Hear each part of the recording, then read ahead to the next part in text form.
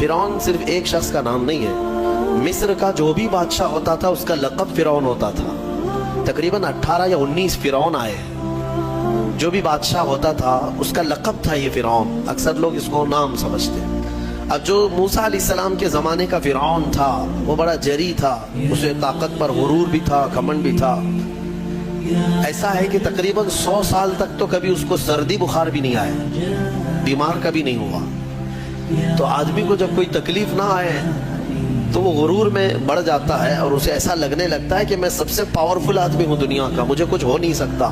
تو یہی فرعون ہے جس نے اپنے زمانے میں یہ اعلان کیا تھا کہ لوگوں میں تمہارا رب ہوں، تمہارا بڑا رب میں ہوں، میری عبادت کرو۔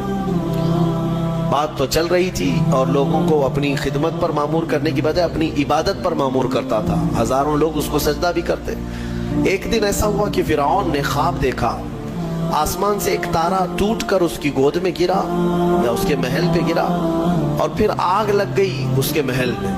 وہ گھبرا کر کے اٹھا، صبح نجومیوں کو، کاہنوں کو بلایا کہ اس خواب کی کوئی تعبیر صحیح بتا دے۔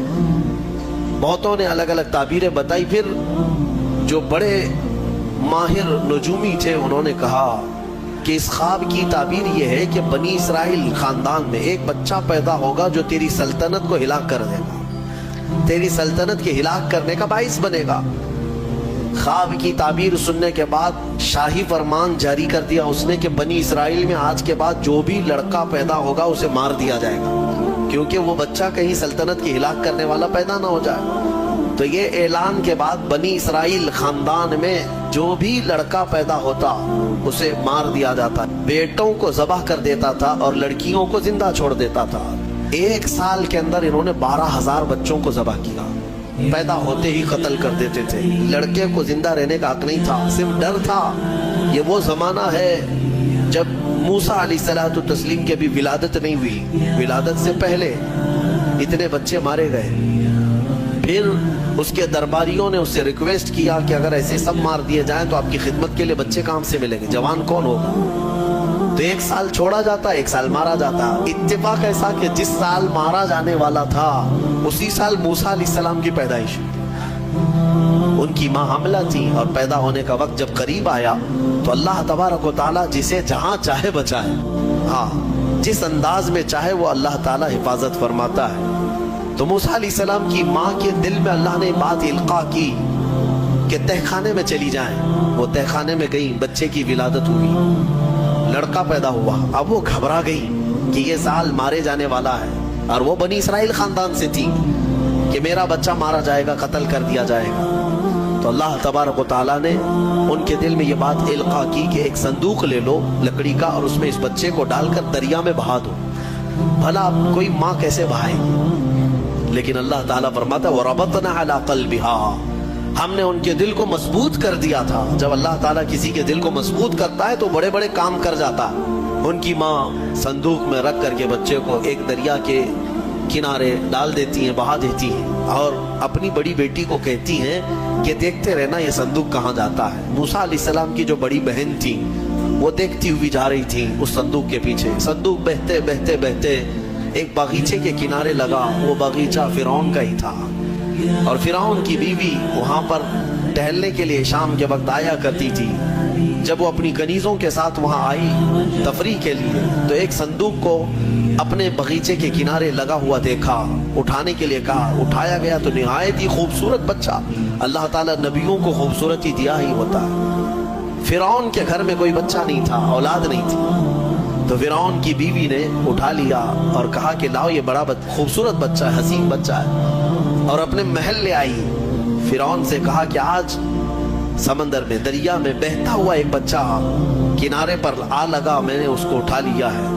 فرعون نے کہا کہیں یہ بچہ تو نہیں جو میری سلطنت کو ہلاک کرنے کا سبب بنے؟ بیوی نے کہا ایسا کیسے ہو سکتا ہے، وہ تو بنی اسرائیل خاندان میں پیدا ہوگا، یہ تو کسی دریا سے بہتا ہوا آیا ہے، پتہ نہیں کون سے ملک سے آیا، کہاں سے آیا۔ تو بہرحال اس کی بیوی نے یہ کہا کہ اس کو مت مارو، لا تقتلوه عسى ان ينفعنا او نتخذه ولدا، قریب ہے کہ ہم اس سے فائدہ اٹھائیں گے یا اس کو بیٹا بنا لیں گے۔ بیوی کی بات پر راضی ہو گیا فرعون، جو ہے بیگم کی بات پر آ گیا اور اس کے بعد رکھ لیا بچے کو. عورت کے مشورے پر عمل کرتے ہوئے اس نے رکھ تو لیا بچے کو. اب پرورش کی جب بات آئی, بچے کو دودھ پلانا ہے, تو تایاں کو بلایا گیا. شاہی خاندان میں بچے کی پرورش ہو رہی ہے. بہت ساری عورتیں آئی, دودھ پلانے کی کوشش کرتی رہی. موسیٰ علیہ السلام کسی کا دودھ نہیں پکڑتے تھے. ان کی بہن وہیں کھڑی تھی. اس نے کہا کہ میں ایک دایا کو جانتی ہوں جس کا دودھ ہر بچہ پی لیتا ہے. اس سے کہا گیا کہ بلا لاؤ.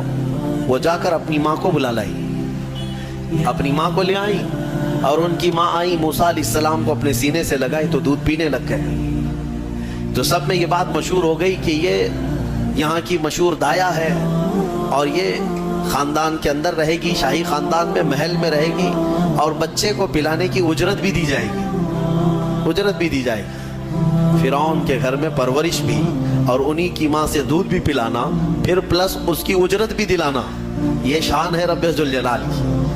وہ جہاں چاہے جیسے چاہے پرورش فرمائے. حق کی حفاظت کرنا یہ مولا کی شان ہے. خیر, موسیٰ علیہ السلام فرعون کے گھر میں پرورش پاتے رہے. جب آپ کی عمر 2 سال کے قریب کی ہوئی, فرعون اور اس کی بیوی بیٹھے ہوئے تھے. موسیٰ علیہ السلام کھیلتے کھیلتے گود میں آئے اور فرعون کی داڑھی پکڑ کر اس کے منہ پہ تماچا لگا دیا. پہلی مرتبہ کسی نے بادشاہ کے منہ پر تماچا جڑا ہے تو بیٹا گھر کا, لیکن فرعون کو پہلی مرتبہ وہ زناٹے دار جو تھپڑ لگا, ہو سکتا ہے تارے نظر آ گئے ہوں. وہ گھبرا گیا, کہا کہ یہ بچہ ایسا کیسے مجھے مار سکتا ہے, ہاتھ کیسے اٹھا سکتا ہے. دسترخوان سے اٹھ گیا اور کہا اپنی بیوی سے, بیگم مجھے لگتا ہے یہی وہ بچہ ہوگا, یہی بچہ ہوگا جو سلطنت کے ہمارے خلاف جائے گا. پھر بیگم نے کہا ایسا کیسے ہو سکتا ہے, بچہ ہے, چھوٹا ہے, اور لاڑ پیار میں بچے ماں باپ کے ساتھ اس طرح کی حرکتیں کرتے ہیں. فرعون نے کہا نہیں, مجھے